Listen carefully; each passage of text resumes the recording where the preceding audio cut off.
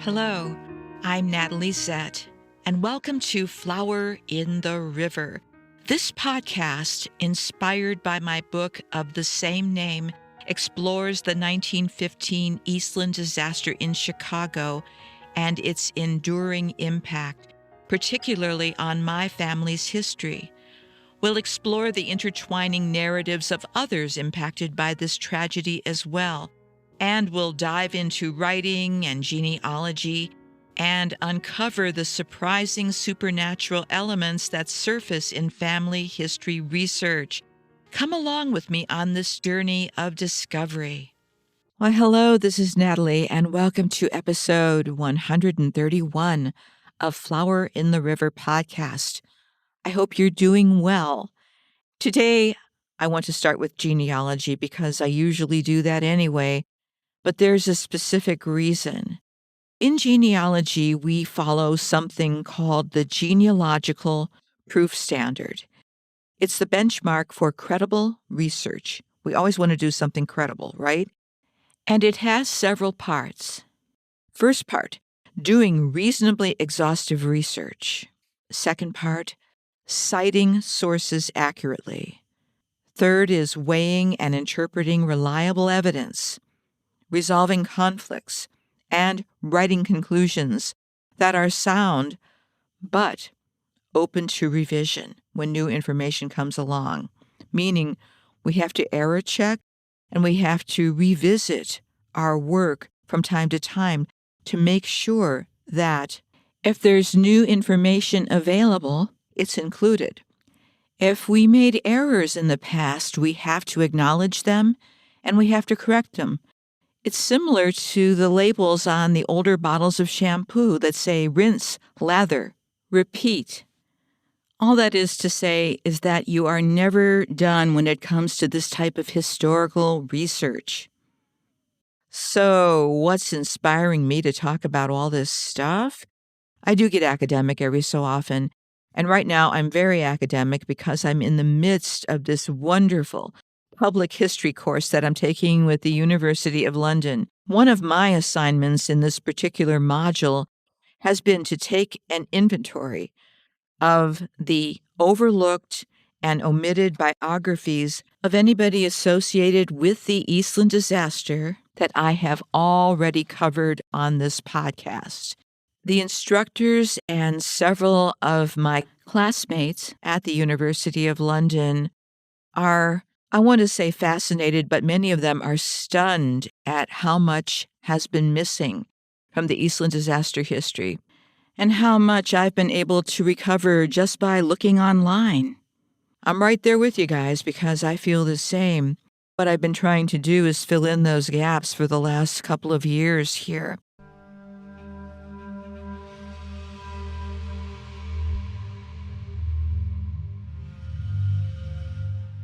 Taking the time to stop, assess, and take an inventory of what I have done so far, that also has been somewhat overwhelming emotionally. But here's what I found. Between January 2025 and September 2025, because that's where we are, I have identified 40, that's 40 individuals who are not listed in any Eastland disaster-related historical accounts that have been created in the 21st century.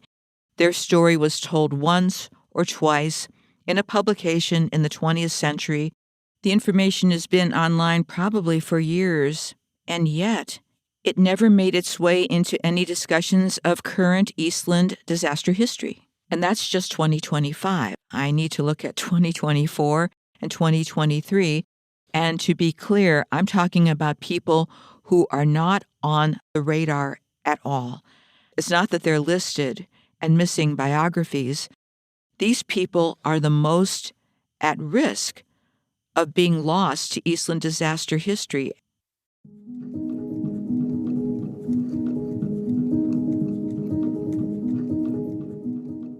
I'm going to talk about a few of these people that I have already featured in past podcasts.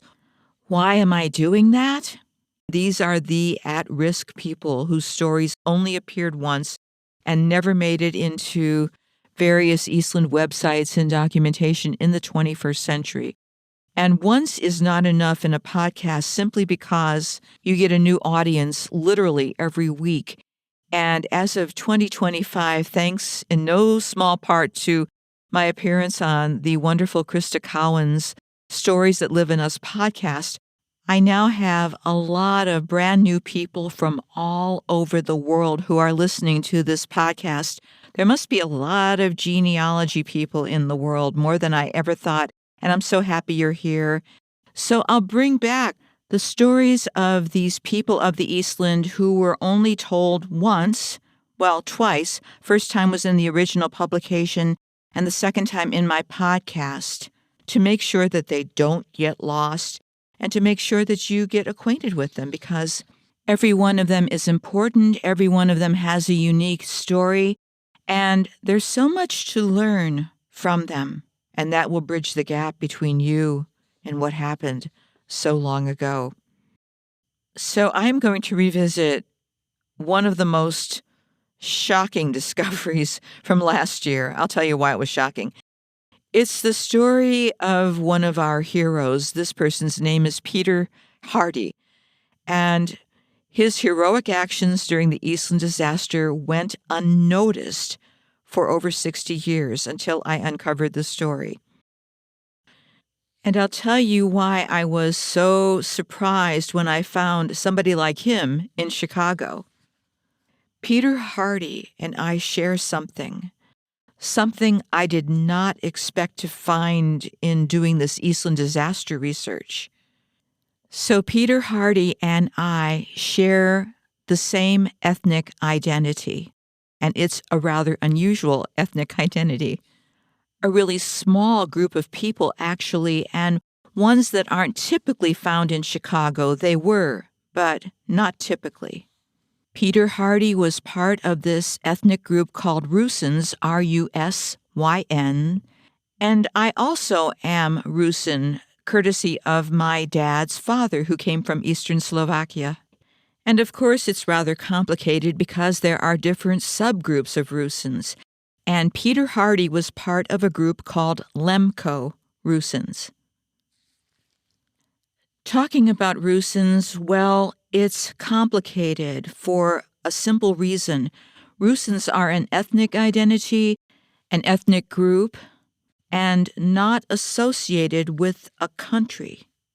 Rusyns are often described as stateless, people without a state. And it's not a big group of people. This is also why I was shocked to find somebody associated with the Eastland disaster who was Rusyn. And who knows what the exact number are, but they estimate anywhere from 500,000 to 1.2 million Rusyns worldwide, and maybe about 320,000 in the United States. So if you are that, you're kind of special in a strange way. And despite our small numbers, you've probably heard of at least a handful of Rusyn people, but the most famous person of Rusyn background has to be Andy Warhol, Mr. Pop Art himself. Even if you don't know the name, you certainly have seen his influences in art. You've seen the Marilyn Monroes, I'm sure you have.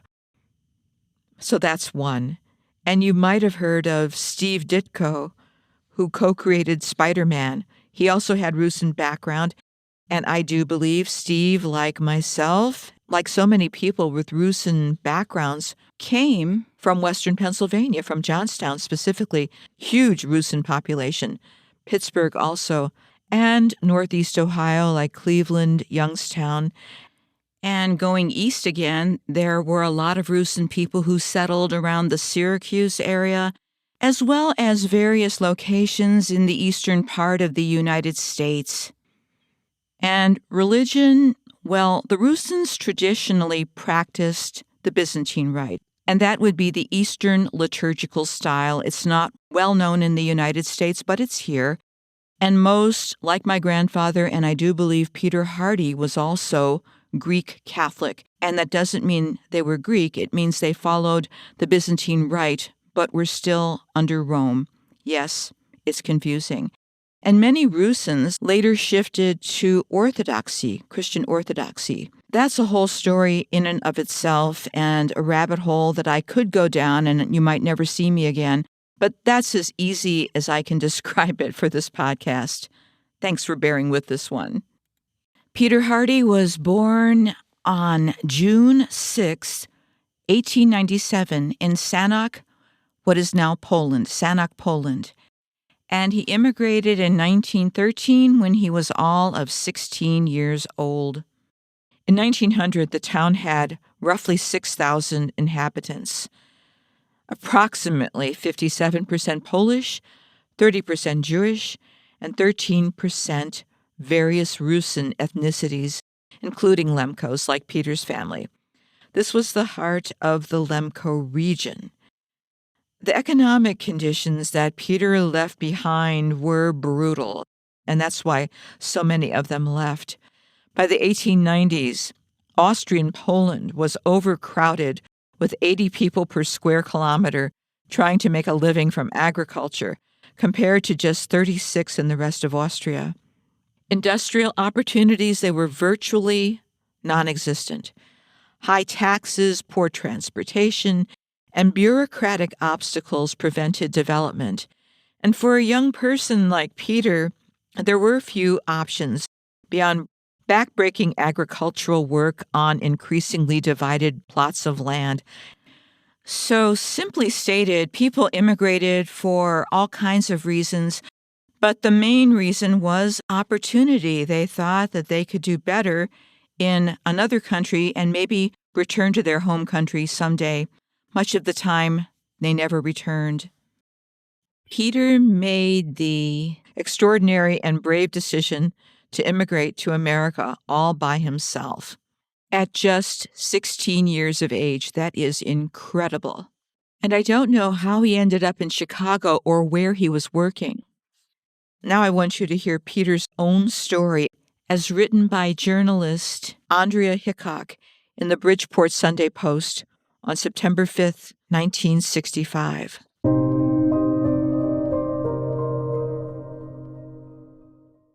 Headline: Peter Hardy was a hero at capsizing of excursion steamer 50 years ago.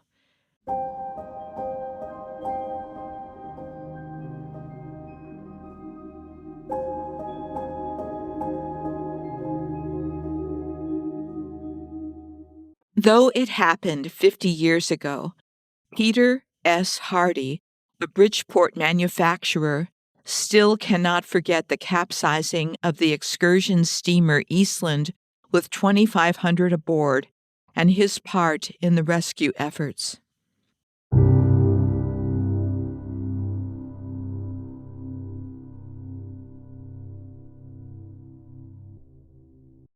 When the 2,200-ton vessel keeled over as it was leaving its mooring in the Chicago River, 812 men, women, and children bound for a day-long outing to Michigan City, 4 hours away, were trapped below deck. All were drowned.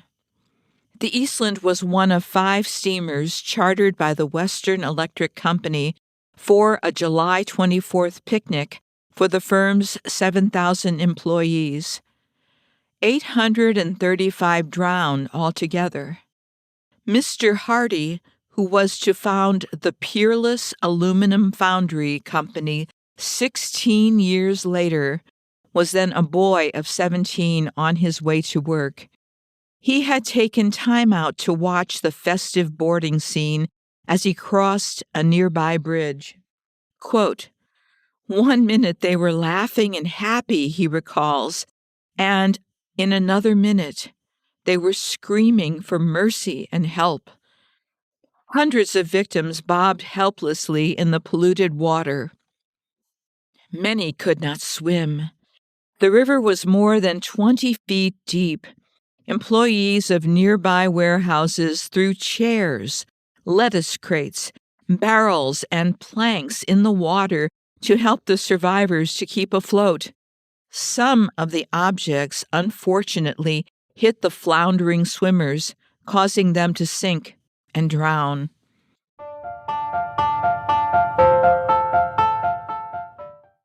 River filled with bodies. The river was filled with the bodies of the dead, their picnic baskets, and the objects thrown from the dock. Those aboard who had managed to crawl out of portholes clung to the sides of the tilted deck like grapes. Some hung from the legs of others like links in a chain. When one let go, they all dropped. Mr. Hardy, now 68, and supposedly retired as the president of the foundry he is not, is still haunted by the tragedy.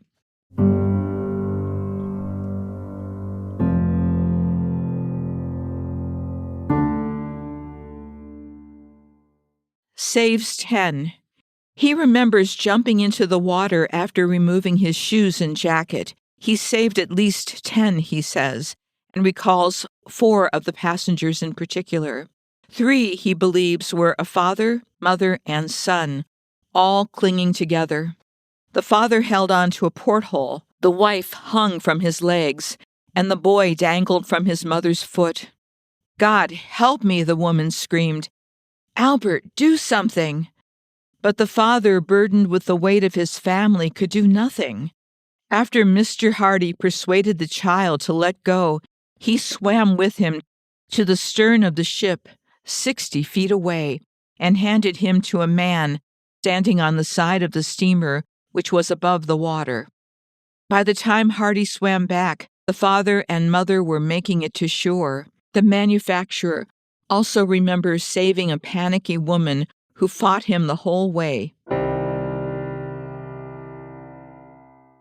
Had to hit her.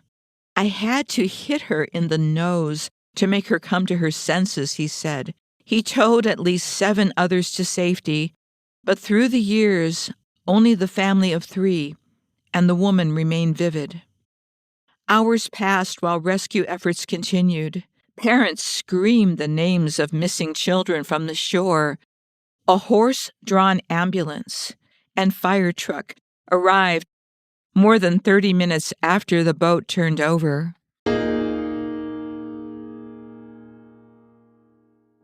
Looters active. Looters, meanwhile, went through the pockets and purses of both the dead and the living. One of them stole Peter Hardy's shoes and jacket. That day he walked home barefoot. The young man left Chicago 2 days later. Quote, "I was a nervous wreck," he remembers. "I couldn't stay in that city." The boy who had arrived in this country 2 years before hitchhiked to New Britain, where he worked briefly in a cabinet shop. But he was too upset to stay there, too, and continued to walk across the country, working in various jobs as coal digger, track layer, and cabinet maker. The cries of the dying and the horror of the day haunted him for several years, particularly at night. "Many times I would have to get up and walk around the block," he recalls. "I couldn't sleep for a long time." Although Mr. Hardy, who immigrated from Galicia in the Carpathian Mountains, has had a tough life, he has supported himself since he was 15. The Eastland tragedy is his worst nightmare. It is one of the most terrible. "Everyone was a hero that day," he said. A half-century has passed since the Chicago tragedy, and while he almost never speaks of his part in the rescue, he has a drawer full of clippings and pictures about the Eastland and its ill-fated excursion. His real pride and pleasure, however, is in the aluminum foundry he started on a shoestring in 1931 during the Depression. He's also proud of the Trumbull Hall Shopping Center, which he developed, and the Park City Hospital, in which he has been acting as president and chairman of the board, and is now a trustee. All of these achievements, he says, were built on a foundation of hard work, honesty, and thrift. He credits his success to his mother's advice and guidance from the parish priest. His mother had urged him to work hard and be honest, and always to ask for help when he needed it. Quote, "You will be refused by 10 or 15, she told him, but there will always be someone who will help." She was right, Mr. Hardy agreed. She had nothing else to give me, but she was right.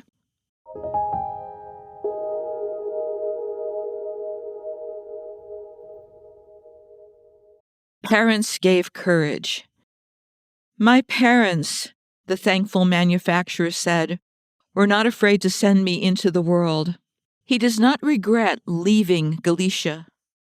"It was beautiful, but you can't live on the climate," he said. As the youngest of 7 brothers, it was felt that opportunities in America offered the best hope for his future. A magnificent testimony to the Horatio Alger rags to riches legend, Peter Hardy parlayed his shoestring into one of the biggest aluminum foundries in the East, on whose output many important customers rely. The Trumbull resident of Hardy Lane, it was named after him, is sure that the kind of success he had is within the grasp of today's youth if he acquires a skill. Quote, "The trouble with too many today is feeling they must have luxury goods they do not need and consequently live from paycheck to paycheck." His advice: learn the value of $1, he counseled. Work hard and don't feel sorry for yourself.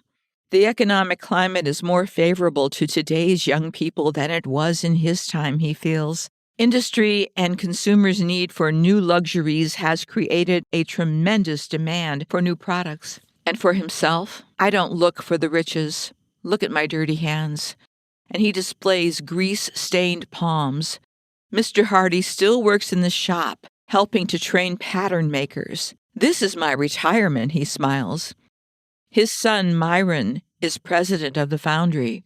A great source of pleasure seems to be the factory, which now, quote, "feeds close to 2,000 mouths." He says he is proud of his workers and enjoys seeing their children well-dressed and healthy.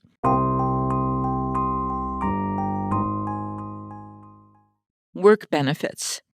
He was one of the first manufacturers in the area to give his plant workers insurance, pensions, hospitalization, and death benefits, he says.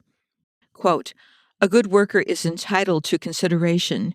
He is a spoke in the wheel. He derives satisfaction from the knowledge that his plant will continue to provide employment and goods after his death." "We must leave something behind," he said quietly. "We must enrich our country." In short, the stalwart industrialist said, "We must pay our debt for the space we occupy." Mr. Hardy's favorite maxim is that, despite the language barrier and his pitiful capital of $2.75 when he arrived in America, "I learned to paddle my own canoe."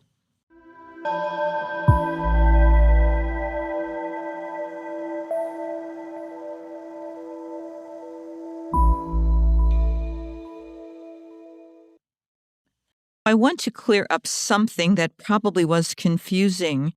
In the article, they mentioned Galicia as Peter's birthplace. Peter was actually born in an area called Sanok, Poland, which today sits in the foothills of the Carpathians. But from 1722 until the end of World War I, it wasn't Poland at all. It was part of Austria-Hungary's province of Galicia. That's why so many immigrant records list Galicia, Austria, as a birthplace, even though many of those towns are now in what is now Poland or Ukraine.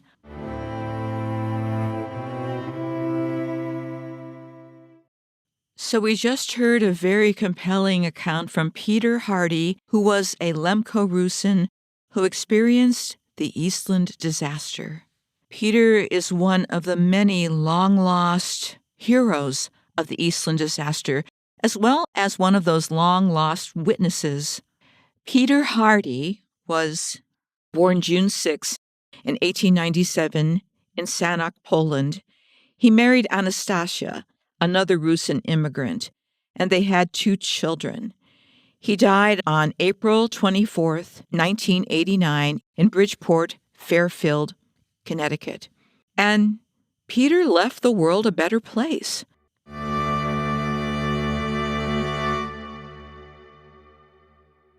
What he didn't tell you is that in 1946, he founded the Lemko Relief Committee in the United States to aid Lemko Rusyns who, after their forced deportation in 1947 to various parts of communist-ruled Poland, wanted to return to their Carpathian villages. After 1957, the Polish government allowed Hardy to visit the area and to distribute some funds that were used mainly to purchase food and clothing and to reconstruct damaged churches. The following year, through Hardy's personal intervention, the Polish government signed a 15-point document agreeing to continue the aid program. This was an unprecedented act for a communist government at the height of the Cold War, and it was not without controversy either. Some did not agree with what Peter had done. Peter also wanted to make sure that Lemko Rusyn history was preserved, and in 1970, he founded the Carpatho Literary Association and financed the reprinting of 4 older scholarly books.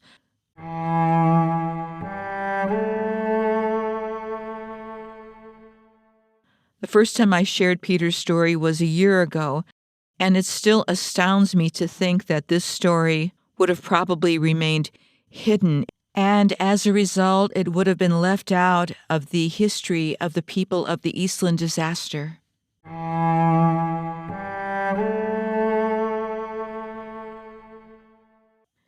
And here is Peter Hardy's obituary from the Bridgeport Post-Telegram, Wednesday, April 26, 1989. Retired businessman Peter S. Hardy, 91.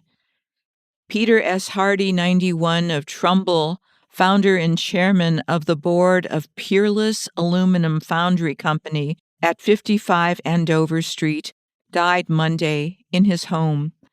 A native of Austria-Hungary, he immigrated to the United States in 1913 and settled in Bridgeport 2 years later. Trained in cabinet making in Europe, he learned metal pattern making and founded the aluminum foundry in 1933. Mr. Hardy served as president of Peerless Aluminum for many years. During World War II, he was a consultant for the aluminum casting division of the War Production Board. Active in several civic organizations, Mr. Hardy was a former president of Park City Hospital's Board of Trustees and chairman of the hospital's Initial Expansion Committee. He was honored at the Hospital Auxiliary's annual spring dance this year. Mr. Hardy also served as a board member of the Boys and Girls Clubs of Greater Bridgeport and was named Citizen of the Year by the International Institute of Greater Bridgeport in 1966. He was a member of Fidelity Lodge number 134 AF and AM, the Lafayette Consistory, SPRS, 32nd Degree, and Pyramid Temple, AAONMA, in Shelton. Mr. Hardy was the widower of Anastasia Hardy. He is survived by his daughter, Nadine H. Penkoff, and his son, Myron P. Hardy, both of Trumbull, 5 grandchildren and 4 great-grandchildren, and several nieces and nephews in the Soviet Union. Funeral services will be held Saturday afternoon at Holy Ghost Russian Orthodox Church, 1520 East Main Street, Bridgeport. Interment will be at St. John's Greek Catholic Cemetery in Stratford.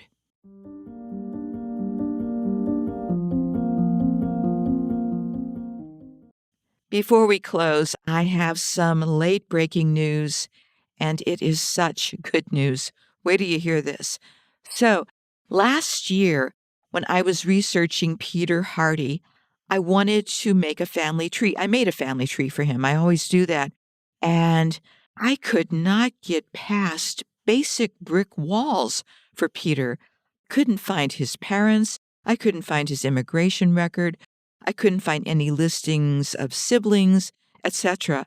And I thought, okay, with the passage of a year, maybe there are more records available online. I will find him. I did not until last night. I went to Genetica, which is a Polish genealogy site. Genetica has really helped me research my own family on my mother's side, and I thought, I wonder if I could find him there. Sure enough, Genetica has a subcarpathian area on their site where they have records from that area, which is where Peter was from. And I saw Peter's name on the list of search results. His name was indeed Hardy, which was interesting. I thought maybe it was some kind of a Americanization of a surname, but it seems to be that's his surname. So what I'm seeing now, I'm taking you through this, so imagine this, is the search result. It has his birth, 1897, name, Peter Hardy, father's name, Simon, mother's name, Catherine Stabrilla. The parish is Jurowce, Jurowce, and it says in paren, Greek Catholic. So if you look at records like this that are marked Greek Catholic and they're dated in the late 1800s, it's a strong signal that you're looking at a Rusyn community. There are always exceptions, but usually this is the case. It gets better. Next to Peter Hardy's name, there was a scan button, which means a volunteer scanned the original document, and I couldn't believe it. I clicked on the scan button, of course. And where does it take me but to Family Search, where I have spent so much time looking for Peter's records and having no luck, and I thought, what gives here? What is going on? My best guess is that this is part of the Ukrainian archives that is hosted by Family Search, but is housed in Ukraine. So we have the Cyrillic alphabet heading in Ukrainian, we've got Polish, and the record itself is written in Latin. However, this seems to be a restricted area of Family Search. How did I know that? Easy. I could not download the document. What I did was expand it and do a screenshot. So this is fascinating. I entered another portal of Family Search that I did not know existed. I so enjoy it when I accidentally stumble into something like this. However, I need to get more information for you and for me, and when I do, I will share that with you. But now, back to Peter Hardy. Now that I have his early family records, I can start putting those together and adding them to his family tree. And the other thing I am hoping for, perhaps I can find some of the family's descendants. Not only can they hear about their relatives' successes in business, but they can know that their relative was a teenage hero of the Eastland disaster. It doesn't get better than that, and it gives me so much joy to be able to share information with these families. Why do I do this type of work? For this very reason. These people of the Eastland, they should be acknowledged, but they also should be connected to their family members who are looking for them. And that can't happen without their stories being told, right? Sounds so simple. And in many ways it is. It's just a matter of finding them, writing and sharing the story and getting it out there, covering the globe with these stories.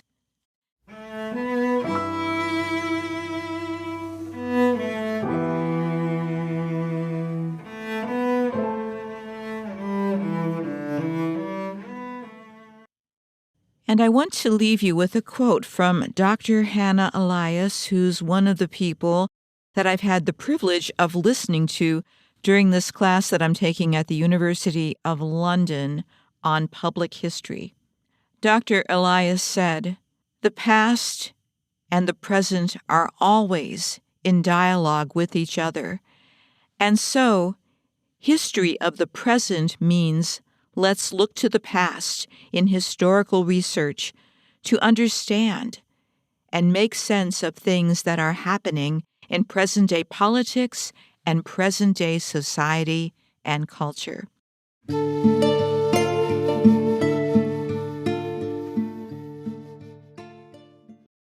That's it for now, and I want to thank you again for joining me on this journey. Take care of yourselves and take care of each other. Talk to you next week.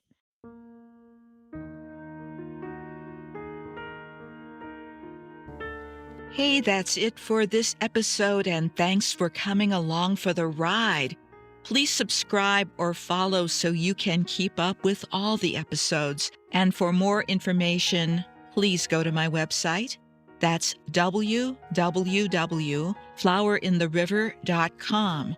I hope you'll consider buying my book, available as audiobook, ebook, paperback, and hardcover, because I still owe people money. And that's my running joke. But the one thing I'm serious about is that this podcast and my book are dedicated to the memory of all who experienced the Eastland disaster of 1915. Goodbye for now.